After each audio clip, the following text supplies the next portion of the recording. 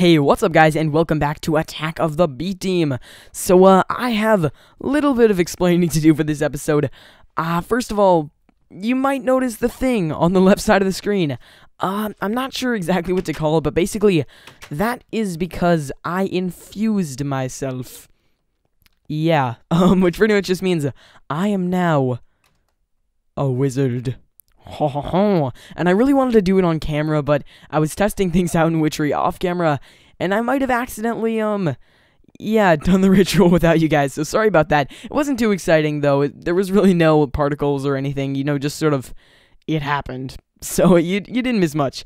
But, what you did miss, besides that, is Red Cage Lamp added that. Look, it's a lamp. It goes on when it's on. It's pretty magical. That's literally, just wanted to show you that, because I don't know, the lamps, they add really a cool effect here. I think that looks really, really nice for future builds. Also, this is actually kind of a big deal, because it means that I'm working with these Project Red integration redstone things. So what this is, it's a timer, and I have it set up to this little system back here, but basically what happens is, I was really annoyed with having to press this button multiple times to get the amount of XP out that I wanted, so I figured out that if I put this timer here, I can actually set exactly how long I want it to go for. So if I want to have it for like 1 second exactly, I can do that. That'll be 1 second there.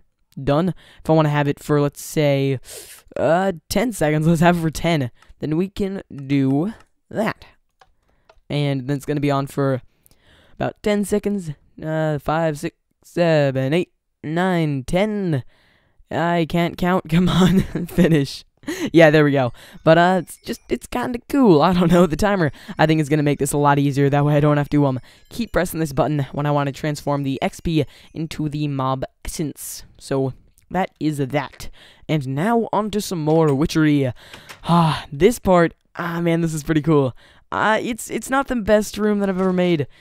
For witchery, or just in general, but it's kind of cool. The concept is kind of cool. So first of all, I have this, what's it called, an altar. Yeah, I have an altar here with some various things on it, which is gonna power my my distillery, my oven, and just a bunch of random things. It's kind of like a I don't really know what to call it, but yeah, altar, there it is, and that's that.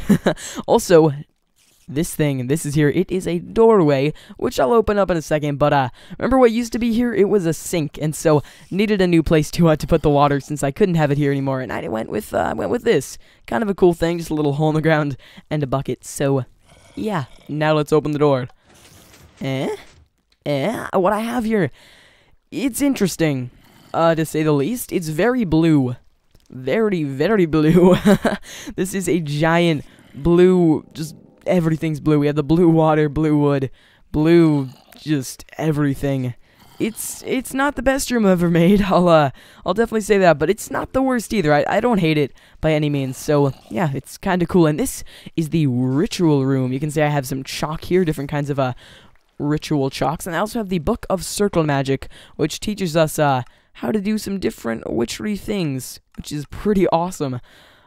One thing that I definitely want to do, this is going to be amazing, is I want to infuse a mystic branch, because this is going to get me, what's it called, basically a magic wand, and it is really awesome. But in order to do that, I'm going to need a mystic unguent, which, see, this is where, what I want to make today comes into play. Let's see, mystic unguent, where are you? You are right. Nope, can't find it. Long story short, though. Oh, yeah, here it is.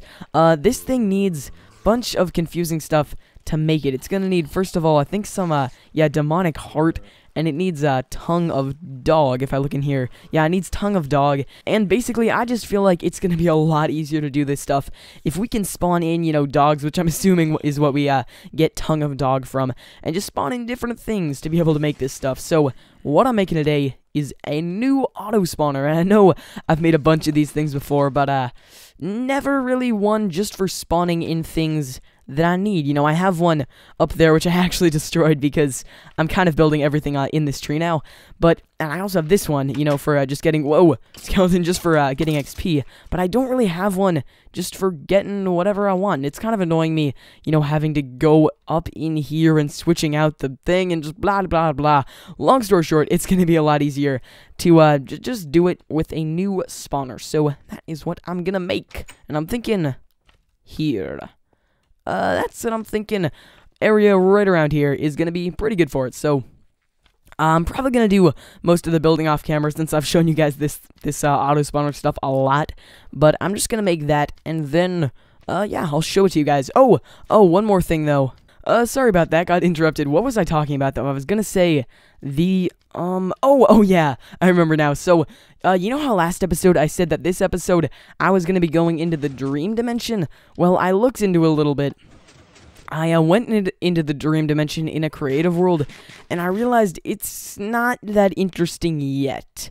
Because if I want it to be interesting, I'm gonna need to get some different ingredients, get some different materials like the dream weavers. I'm gonna need those to make it at all interesting. Because right now, when I go in there, it's pretty much just the normal overworld.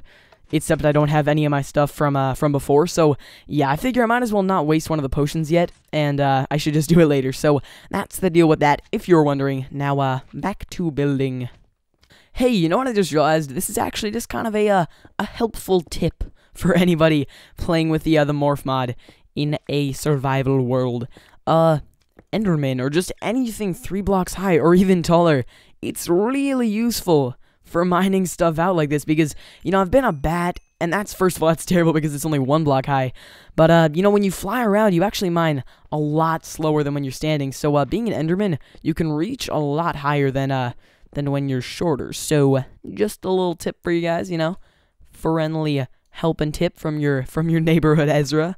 So, yeah, now I'm gonna keep on building this thing, but so far, I feel like this is gonna be pretty good here. You know, we're just gonna have this, gonna build it up a little bit higher up, you know, probably add in some spruce wood logs, some planks, and just generally have it look pretty fancy. So yep, I'm gonna go finish this thing up, and then I shall be back. And here we are the very next day. So before I show you the amazingness that is this auto spawner, I want to say a little bit about the fact that this is the next day. I think this is the first recording I've ever done that's actually gone across days, because this thing took an insanely long time to build. It doesn't look too complicated, but yeah, by these levers, there's a lot of stuff, a lot of redstone that went into building this, a lot of problem solving, and a lot of materials. So let's just show it off here. So first of all, the way these levers work, if I just break into here real quick, there is a lot of confusing stuff and things going on back here. I have some weird toggle latches for the buttons to make that light work. I have some signal terminals. I have fans. I have everything. Autonomous activators. The auto spawner, obviously. Even a dispenser, which you'll see what that's for in a second. I really don't want to go too much into the redstone behind this, because there's just too much to ever show off. Like, way too much to ever show off, but I will at least show you the really cool stuff here, which is the well, basically how everything works. So sorry about the hunger particles, but let's start with I don't know, what do we want to spawn? Let's spawn let's start with some easy. So first of all, I actually have chests under here. If I flick this lever, it opens up a little area so we can get our stuff from that. I thought that was pretty fancy. So let's spawn some blazes. Let's start with something easy. Let's spawn some blazes. So we'll close this thing up, and here's kind of the process. You throw the blaze in. Okay, so we have it in the auto spawner, and then we're gonna flick this lever. No, not that one. This is actually the blast proof walls. So I have two different glass walls here. Yeah, this is that fancy. I have 2 different glass walls. I have the blast proof, and I also have the just the regular one. So I don't need the blast proof for this. I'll just turn on the regular wall, so that's gonna retract. And then I even have another one. This one is totally clear, so we can see every little thing that's going on in there. And these particles are really annoying me. They're gonna go, yeah, they'll go away soon, but let's spawn the blazes. So I flick this blue lever to start the spawning. Any minute now. It takes a little bit to warm up, but we should see them spawning. By the way, I'm flying around. Okay, finally, particles are gone. Come on, blazes. Don't fail me now. Yeah, there we go. So we're going to see some blazes spawning. So that's that for now. And now, with like this lever, it's going to turn on the fans. It's going to turn on the autonomous activators. And these blazes, they're going to get murdered. Yeah, we're going to get a whole lot of blaze rods from that. As you can probably already tell, it catches a few things on fire, but not too big a deal at all, because I think it'll yeah, it gets put out there. So that is that. Let's turn off the spawner, keep the autonomous activators on for just a second so it'll murder them, and then we should be pretty good to go. Looks like 2 were left in there, but not too big a deal. If we just open this thing up, we should just be able to, yep, hit them, and you are done. There we go. Come on, get rid of them. Yeah, there we go. So those are the blazes. Pretty nice, pretty nice. Now let's try something a little bit more challenging. Okay, we're gonna spawn creepers. Yeah, we're gonna start spawning some creepers in here. This thing, the reason you might notice it's not the most beautiful thing in the world. It's pretty nice looking though, considering how I had to make this. I had to make this thing completely blast proof. Literally, these walls are blast proof, the floor, the ceiling, every little bit of this thing is completely blast proof. I can explode the hell out of this thing. Nothing's gonna happen at all. So if we flick the blast proof one down, turn on the murder weapons, the killers, then we should see creepers are gonna spawn. They're gonna explode a lot. Yep, they explode a lot usually. Yeah, that happens. I'll probably end up getting some stronger weapons inside the autonomous activators later. Right now I just have cleavers, but yeah, you can see they kind of explode a lot, so it's important that it's blast proof. The items do get exploded like 99% of the time, but honestly I don't think I'm gonna need too much gunpowder from these guys, so not too big a deal. But if I really want to fix that, I can probably add some hoppers and stuff, and it'll all be good. So whoa. Oh yeah, also it can damage me if I stand too close, so don't want to be doing that. You can see if it hits them. Yeah, there's some weird glitches sometimes where it doesn't hit them, but if it does that, yeah, we're gonna get kind of exploded. So let's turn all this stuff off, turn off the spawners, turn off the killers. Actually turn on the killers. We don't want to leave any of those guys in there. Yep, there we go. So they all got murdered like a mouse. Like a straight up mouse. This is awesome. I love it so much. So now is where kind of just a cool little feature comes in. It's really simple, or not really simple, but just really unnecessary. I just thought it was cool.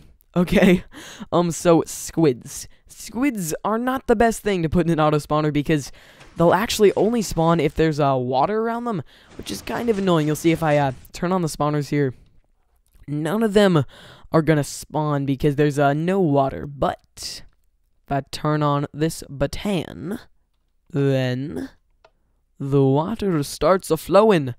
Yeah, baby. So all the squids can spawn now. We can get tons of ink sacs, and yeah, that is pretty darn cool. Turn on the murder weapons and watch the ink sacs fly. Come on. Yes. Yeah, there we go. I love this thing. I love it so much. I really do. I honestly, it's so great. It's so great. Let's see, what else can we put in here?